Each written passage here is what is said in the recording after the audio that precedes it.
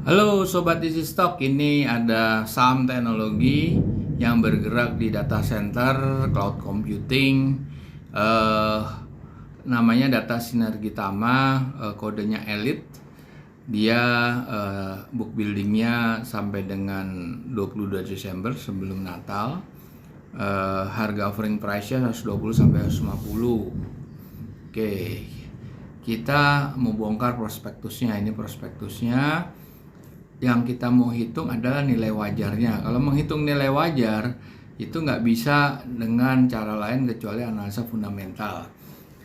Kita menggunakan formulasinya Benjamin Graham dari bukunya Security Analysis dan Intelligent Investor, dua buku pegangannya Warren Buffett untuk menghitung nilai wajar saham yang listed di bursa atau yang mau listed. Ini ada aplikasinya namanya Easy Stock. Bisa di running di platform Android mobile dan sekarang belum live karena masih dalam maintenance, tapi silakan request link, nanti kita akan bagikan link yang Anda bisa menggunakan menu True Value IPO atau menghitung nilai wajar perusahaan yang mau IPO. Oke, ini untuk memperdalam pelajarannya Benjamin Graham.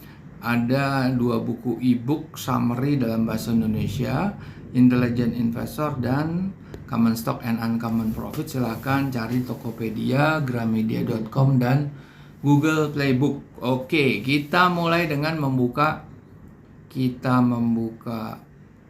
prospektus. Nah, yang paling utama untuk kita ingin menghitung nilai wajar itu adalah jumlah saham yang beredar atau jumlah saham outstanding.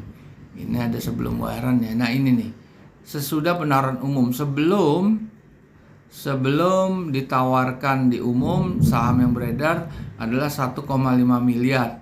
Setelah dijual 500 juta lembar saham atau ekivalen 24,61 atau katakan 25%, itu saham outstandingnya menjadi 2 miliar sekian. Oke, sekarang kita mau lihat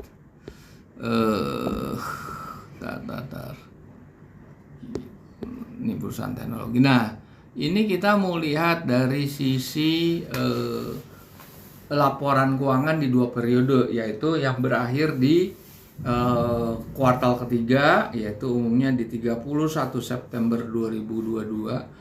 Dan yang berakhir di Q4 atau laporan tahunan tahun 2021. Yang kita lihat di sini adalah aset lancar. Kalau di balance sheet, utang jangka pendek, jangka panjang, otomatis. Dan untuk mencari netnya kita menggunakan data audited ya. Data audited itu nggak salah data kuartal kedua. Ini laporan yang ada di screen Anda, ini non audited. Memang udah keluar per 31 Oktober. Anggap aja ini catatan accounting untuk kuartal ketiga. Nah, berikutnya adalah di sisi profit and loss. Profit and loss itu yang kita concern adalah pendapatan, laba bruto, dan laba setelah pajak. Oke, setelah itu kita lihat, biasanya sih dia nggak mungkin ada. Kita lihat yang auditednya ya. Kita lihat audited reportnya. Oke.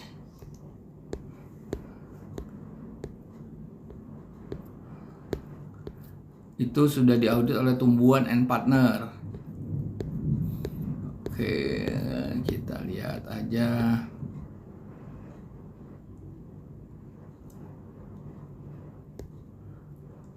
Tunggu, Anwar dan rekan Tumbuhan dan Partner itu adalah konsulen hukumnya, penasihat hukum. Nah ini penasihat akuntansinya, artinya public accountantnya. Nah ini kita lihat ini, kalau kita lihat di screen itu ada 39. Nah tadi kita memakai current asset yang per 30 Oktober, itu kita kurangkan dengan apa yang ada di laporan audited, yaitu pajak dibayar muka dan uang muka dan beban yang dibayar muka. Itu dari sisi neraca, sisi aset. Terus kita lihat di utang jangka pendek dan jangka panjang. Nah, utang jangka panjang tuh 18 ya. Dan utang jangka panjangnya 5 miliar. Oke. Di sini juga ada beban usaha lain-lain, itu 249 kita bebankan atau kita keluarkan. Jadi itu artinya kalau jadi yang tadinya minus jadi kita pluskan atau kita keluarkan lah itunya. Oke, ini tidak ada dividen, pastinya ada capex, adalah perolehan aktiva tetap nih. Nah, kita lihat lebih detailnya itu di laporan keuangan dengan catatan auditor notes. Nah, oke. Kita cari catatan aset tetap. Yang kita lihat adalah untuk bulan atau untuk kuartal kedua ya. Berapa? Tadi udah dapat udah dapat capex-nya, sekarang kita cari akumulasi depreciation-nya. Oke, udah dapat ya, itu 2,3 miliar. Begitu juga yang tahun 2021 sama nyarinya, udah mudah lah begitu ya. Oke, sekarang dari situ kita lihat lebih detail, ada nggak di detail P&L. Nah, ini ada nih detail P&L-nya ya.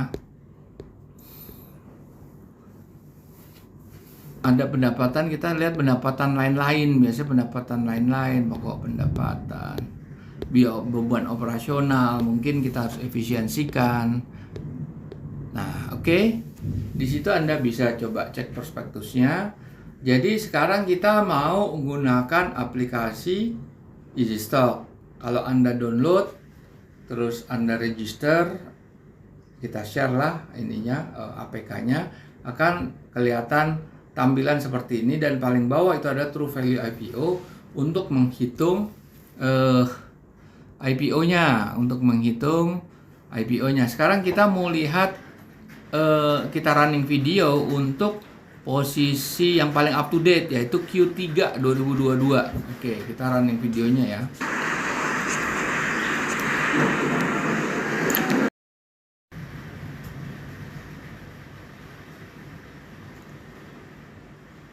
Halo, ya di sini kita running video untuk penggunaan menghitung nilai wajar saham dengan menggunakan aplikasi EasyStock. Itu silakan tadi isi dulu data-data perusahaan. Nah, kita masuk ke data input, yaitu parameter-parameter kunci. Revenue growth itu 4%, government bond itu bisa dilihat di Bloomberg, di Bank Indonesia atau CNBC. Nah, yang penting ini adalah capex, opex, depreciation, ada biaya income non operasional yang itu harus disetahunkan karena kita menggunakan laporan keuangan yang semester atau kuartal ketiga. Oke. Terus kita isi semua di sini, ada ini saatnya kita isi laporan istilahnya hutang jangka panjang, terus hutang jangka pendek. Kita isi semuanya. Terus kita isi jumlah saham yang beredar itu 2 miliar sekian, net current asset kita isi, dan ini kita ngelihat berapa nilai wajarnya untuk laporan Q3 2022. 151, oke, 151. Sekarang kita lihat tahun sebelumnya, di tahun 2021 seperti apa. Nah, sama kita klik menu True Value IPO, kita isi nama. Ini tidak perlu disetahunkan karena udah setahun ya. Anda bisa isi sendiri, lihat aja di prospektus. Nah, kita lihat berapa nilai wajarnya. Untuk laporan keuangan periode sebelumnya ya, 2021. Oke, 107. Tadi 107 sama 150 ya. 107 sama 150. Oke. Jadi ini sebetulnya saham ini dijual di nilai wajarnya ya. Di nilai wajarnya dalam artian tidak murah, tidak undervalue, tapi wajar aja karena offering price-nya itu 120 sampai 150. Ini most likely akan di yang the highest yaitu 150. Nah, kita lihat itu ada peningkatan kinerja dari tahun lalu 2021 ke 9 bulan di tahun 2022 ini, dari 100 nilai wajarnya menjadi 150. Nah, itu yang tertinggi, nilai tertingginya. Dan nilai gap antara nilai tertinggi dan terendah itu di kuartal ketiga ini nggak terlalu jauh, ada 140-an sampai 150. Which is ini perusahaan ini tidak ada yang aneh-aneh dalam operasionalnya, artinya normal lah gitu ya. Nah, ini silakan kalau Anda tertarik mau beli. Jadi begini, ini video ini dengan menggunakan analisa fundamental Benjamin Graham, penggunaan aplikasi Easy Stock ini tidak bisa menjamin apapun. Jadi non disclaimer ya. Karena alat ini hanya menghitung dari laporan keuangan yang disajikan di dalam prospektus, baik yang audited maupun non audited ya. Dan itu tidak ada yang menjamin apa yang terjadi di market. Karena di market itu murni market action, supply and demand. Dan kalau ada yang menggoreng, yaitu fund manager atau bandar atau apapun itu bentuknya, itu bisa aja. Dan ini kan kalau kita lihat itu kalau nggak salah tadi saham yang dijual ke publik itu sekitar 20%-an ya. Sebetulnya nggak terlalu banyak. Itu punya potensi untuk digoreng, meskipun nggak selalu begitu. Dan juga kalau nanti Anda memesan saham elit ini dan Anda misalnya book untuk 10 juta ternyata cuma dapat 500.000, itu bisa aja Anda berasumsi ini oversubscribe, artinya ini akan naik tajam nanti di waktu harga di waktu IPO-nya, di waktu dia launch floating di market. Belum tentu, itu nggak jadi jaminan.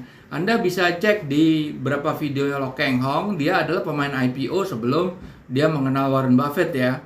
Dan itu tidak terjadi. Tidak selamanya terjadi ya. Itu baru asumsi, karena market tuh nggak ada yang bisa nebak gitu. Oke, kita jumpa lagi di lain video. Terima kasih.